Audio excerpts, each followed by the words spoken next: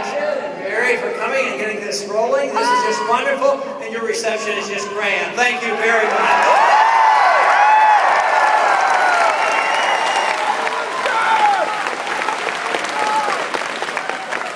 Before I get started, I want to introduce a couple very important people that came with me. My wife, Carol, is over here.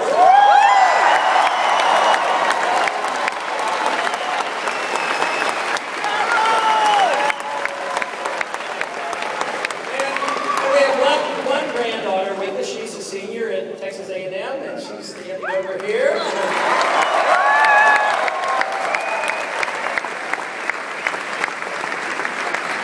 But it certainly sounds like the revolution is alive and well.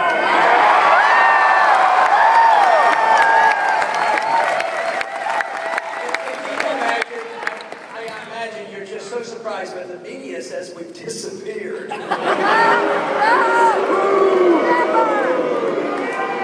I think you're not only going to hear from us tonight, they're going to hear from us for a long time to come.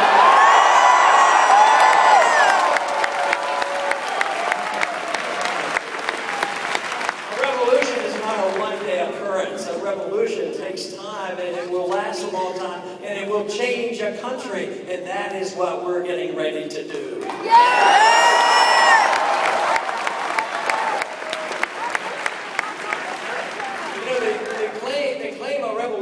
Never shown on TV, and I can imagine that. But many who are involved are in denial, or they don't understand what's going on. But believe me, the ideas are important. This campaign is very important because it's driven by ideas, and to prove the ideas are correct and popular, the best way to do that is to win an election.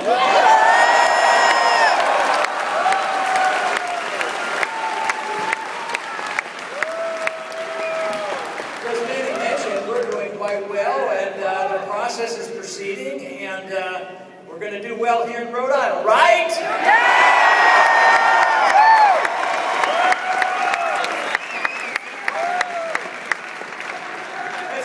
It's wonderful because, you know, the message that we have is not brand new, it's not strange, it's not complicated. It's based on a lot of good common sense as far as I'm concerned. To summarize it, it really means that we want to restore liberty to America. America one time was known for its liberty, but in the last 100 years we've drifted a long way, and now we're suffering the consequences. Yes. Even though many recognize this, even back in the progressive era with the Woodrow Wilsons and the other, and you know, 1913, a bad year, 16th Amendment.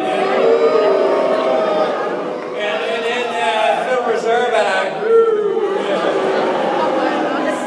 But we lived along for a long time because we were so wealthy and we had so many natural resources that we didn't kill the golden goose overnight. But I tell you what, the golden goose is on its last legs right now unless we do something about it. And that's why I think we're getting the enthusiasm, because there is something we can do about it. Yeah. And it's not something brand new. How about just sending only people to Washington who read the Constitution, understood it, and obeyed the Constitution?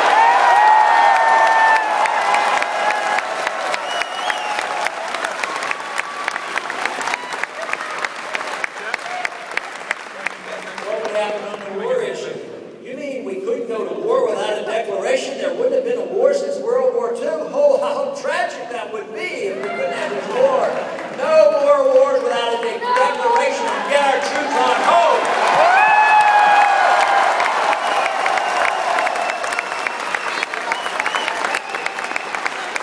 There was a time where they used to paint the label that if you didn't vote for the wars and all the expenditures, you didn't like the troops, you were un-American, you were unpatriotic. But guess what? If that's true, why do we get the most support from the troops?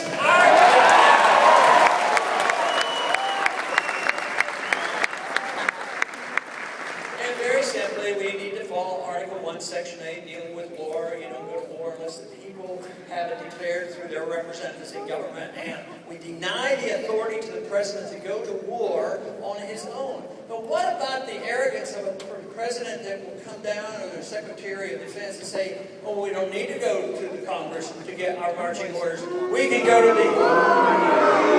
They claim they can go to the United Nations. Well, I'd like the United Nations to lead and deal with it.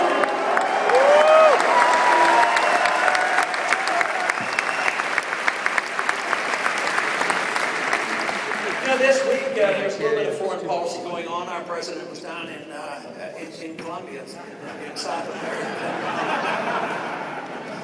You know, I didn't know exactly what was going on, but you know I declined to have the Secret Service protect me.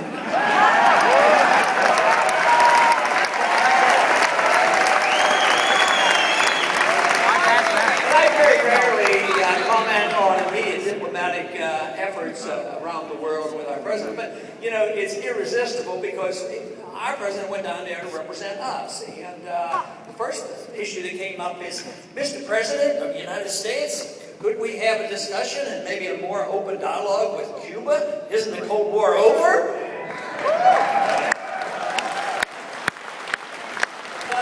President said, no way, we can't do that. We got to be tough on the Cubans. I say, let's trade with Cuba, let's go to Cuba, let's travel to Cuba. Why don't then, that would undermine that system. When you trade and talk to people and travel, that is what undermines their government, not sanctions.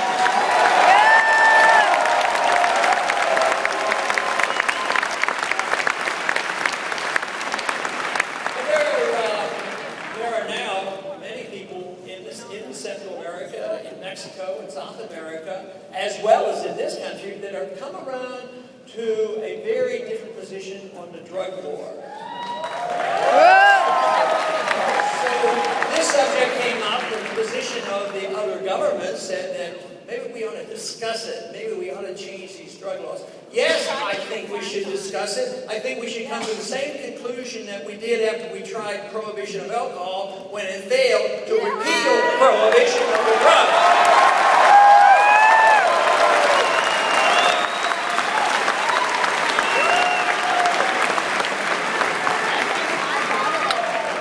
The drug issue is a very important issue. Drugs are very dangerous.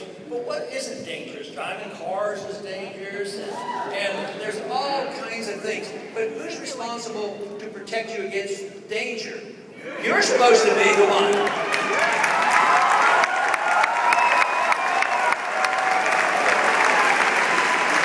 It's a deep fallacy if you believe the government can protect us against ourselves. That is giving up all your liberty. The government owns you if they think they can protect you against all your own personal actions.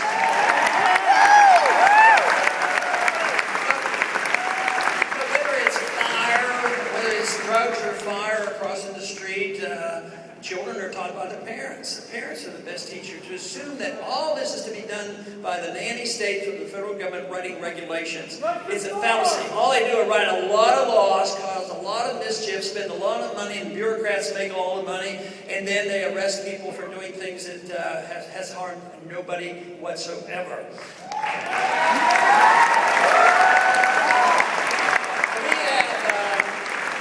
We have 5% of the population of the world. We have 25% of the prisoners. Many of them, some estimate well over half, are nonviolent prisoners. So I would say that the American people aren't bad people compared to the rest of the world. I would say we have too many laws. It's the problem.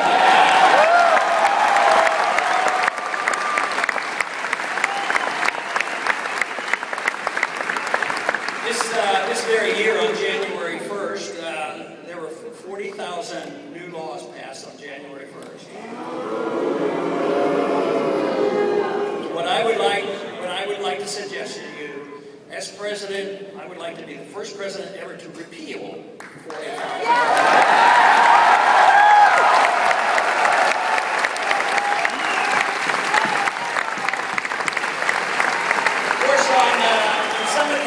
We have to get the permission of the Congress, but those laws that were passed by executive order are all illegal. I don't believe in legislating through the executive order, but I do believe if they're illegal executive order, a president can repeal those executive orders.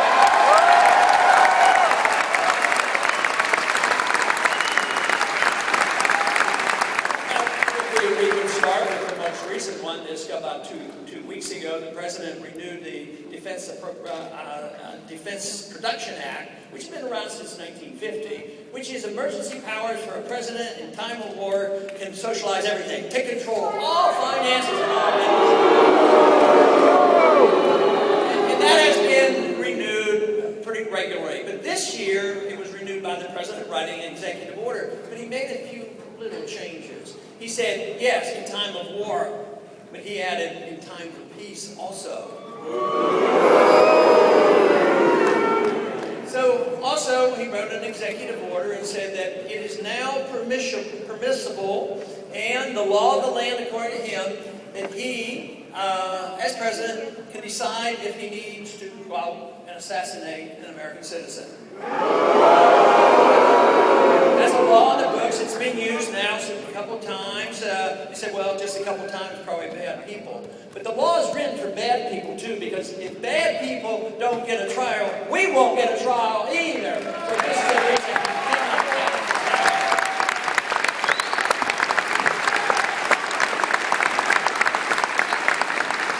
You know, when the big debate came up about Obama talking about the courts and instructing the courts about Obamacare, there was a lot of concern about that, but I think it was blown out of proportion.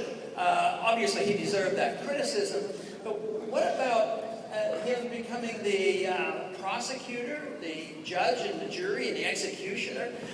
Isn't that a bit of a violation of the judicial system? So there are so many places that need to be checked.